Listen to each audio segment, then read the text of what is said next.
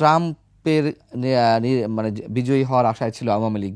শেখ হাসিনা একটি অডিও বার্তা আমরা সবাই শুনেছি যে তার দলীয় নেতাকর্মীদের উদ্দেশ্যে তিনি বলছেন যে মার্কিন নির্বাচন দিয়ে খেয়াল রাখো, বাইডেন ট্রাম্প এলে হয়তো আমাদের জন্য সুবিধা, এরকম আসলে কি ধরনের সুবিধা হতে পারে? দেখুন, সত্যি কথা বলতে গেলে গ্লোবাল পলিটিক্সে যেখানে শক্তিমত্তাটা বড় জিনিস, সেখানে বাংলাদেশ খুব একটা ম্যাটার করে না ইউএসের কাছে। কিন্তু আল্লাহ দত্ত একটা জিনিস, আমাদের অবস্থান, আমাদের যে ভৌগোলিক অবস্থান, সেটার জন্যে বাংলাদেশের গুরুত্বটা খুবই বেশি। কারণ এটা gateway to south east Asia, এটা বড় দুইটা পরাশক্তি, চায়না তো বটেই, আর ইন্ডিয়া এদের নিকটতম প্রতিবেশী। অতএব নিশ্চয়ই আমরা যতই গরিব হই না কেন, যতই আমাদের শক্তিমত্তা কম থাকুক না কেন, যাই হোক না কেন, ওই ভৌগোলিক অবস্থানটা ইজ ভেরি ইম্পর্টেন্ট। আমাদের টাকা পয়সা নাই, আমরা দরিদ্র, ঠিক আছে, কিন্তু অবস্থানটা আল্লাহ দিয়ে দিয়েছে। অর্থাৎ এটা অনেকটা ওই ফকিরের ঘরে একজন বেগার, তার ঘরে একটা রাজপুত্রের জন্মের মতো আর কি আমাদের হয়েছে। তাই আমাদের অবস্থানটা সেরকম। সেই জন্যে বাংলাদেশের গুরুত্বটা অবশ্যই আছে। এখন কথা হচ্ছে, আমরা আমাদের স্বার্থটা কি? আমাদের স্বার্থটা হচ্ছে সত্যি যে অবস্থানগতই হোক আর যাই হোক, ব্যবসা বাণিজ্য, কূটনীতি যাই হোক না কেন, আমাদের অবস্থানটা হচ্ছে যে আমরা কাউকে চটাতে চাই না।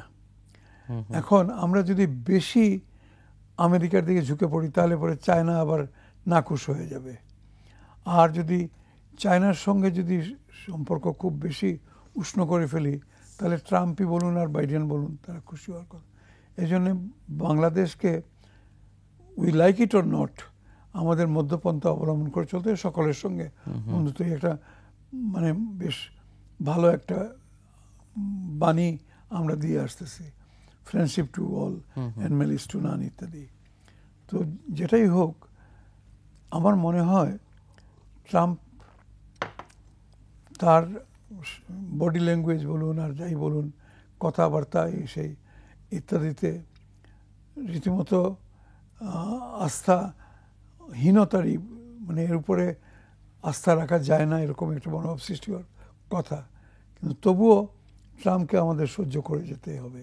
অতএব সেই পুরানো নীতি যেটা বাংলাদেশে হলো, যেই প্রেসিডেন্ট হোক, বাইডেনই হোক আর ট্রাম্পই হোক, বারাক ওবামাই হোক বা অন্য যে কোনো কেউ হোক, আমরা আমাদের বন্ধুত্বটা ঠিক মতো চালিয়ে যেতে হবে। সবচেয়ে বড় কথা হচ্ছে আমাদের অর্থনৈতিক এবং বাণিজ্যিক বিষয়গুলো। আমেরিকাতে আমাদের মেইন আইটেম যেটা, অর্থাৎ গার্মেন্ট, সেটার বড় ক্রেতা হচ্ছে মার্কিন যুক্তরাষ্ট্র। এখন সেখানে আবার আমাদেরকে কয়েক বছর আগেই জিএসপি সুবিধা প্রত্যাহার করা হয়েছে, যার জন্য আমরা একটু বেকায়দায় আছি। আমরা এখন বাইডেনকে যেরকম করে আমরা সুসম্পর্ক বজায় রাখবার চেষ্টা করেছিল হাসিনা সরকার, যদিও খুব বেশি একটা সুবিধা করতে পারে নাই, নিজেদের ভুলের জন্যেই, নিজেদের অভ্যন্তরীণ যে সমস্ত নীতি অনুসরণ করেছিল, সেই জন্যেই বাইডেনকে বেশি কাছে পায় নাই। কালার এক্সপার্ট, জর্জ স্যাপ এবং মাইল্ড অন হ্যান্ডস টেকনোলজি সমৃদ্ধ অরিক্স ক্রিস্টাল ওয়াশ, আপনার লন্ড্রি এক্সপার্ট।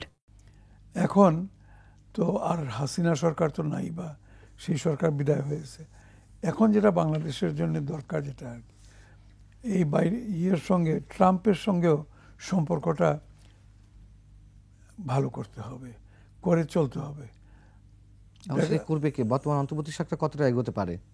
জি, বর্তমান অন্তর্বর্তী সরকার ডক্টর ইউনূস সরকার কতটা এগোতে পারে বা আগাবে? ইউনূস সরকারের অবস্থানটা তো খুবই ভালো, খুবই ভালো। কারণ তার কিন্তু জো বাইডেন প্রশাসনের যে সমর্থন ডক্টর মোহাম্মদ ইউনূসের প্রতি ছিল, যুক্তরাষ্ট্র সহ পশ্চিমা বিশ্বের যে সমর্থন ছিল, সেটি কি থাকবে? আমরা জানি হিলারি ক্লিন্টন বা ক্লিন্টন পরিবারের সঙ্গে ডক্টর মোহাম্মদ ইউনূসের একটি ভালো সম্পর্ক ছিল, এবং সেই জায়গা থেকে ডেমোক্রেট দল মানে রিপাবলিকানরা জয়ী হওয়াতে অনেকেই, যেটা আমি শুরুতে বলছিলাম, গুঞ্জন রয়েছে যে ট্রাম্প হয়তো সেই জায়গা থেকে তার নীতি পাল্টে ফেলতে পারে, তারা তাদের নীতিতে চলবে, জো বাইডেন প্রশাসন যে নীতি অবলম্বন করেছে সেই পথে তারা হাঁটবে না, সেরকম কোনো সম্ভাবনা কি আছে?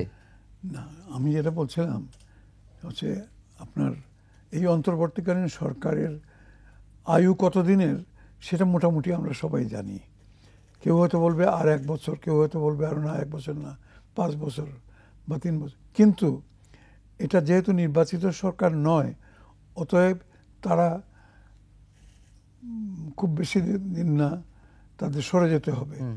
এরপরে যে সরকার আসবে তার সঙ্গে কি সম্পর্ক হবে সেটাই হচ্ছে বড় কথা। আমাদের তার চেয়ে বড় কথা হচ্ছে বর্তমানেরটা নিশ্চয়ই, বর্তমান সরকারের সাথে কি ধরনের আচরণ করবে সেটাও তো একটা ম্যাটার করে। অফকোর্স সেটা দিয়ে আমি আসতেছিলাম। আসল সম্পর্কটা যদিও হবে নির্বাচিত সরকারের সঙ্গে, কিন্তু বর্তমান যে অন্তর্বর্তীকালীন সরকার তারা কি পদক্ষেপ নেয়, কি স্টেজ প্রিপেয়ার করে যায়, সেটা ইকুয়ালি ইম্পর্টেন্ট। সেখানে আমার ধারণা পররাষ্ট্র মন্ত্রণালয় বা আমাদের বর্তমান অন্তর্বর্তীকালীন সরকার কোনো ভুল পদক্ষেপ নেবেন না, কারণ তারা ভালো করেই জানেন যে তারা কোনো রাজনৈতিক অভিলাষ, রাজনৈতিক কোনো রকমের কোনো দূরদর্শিতার কোনো প্রয়োজন নাই। তারা বর্তমান সময়টা সামাল দিয়ে একটা সুন্দর ইয়ে করে ফেলতে পারলে, নির্বাচন করে ফেলতে পারলে তার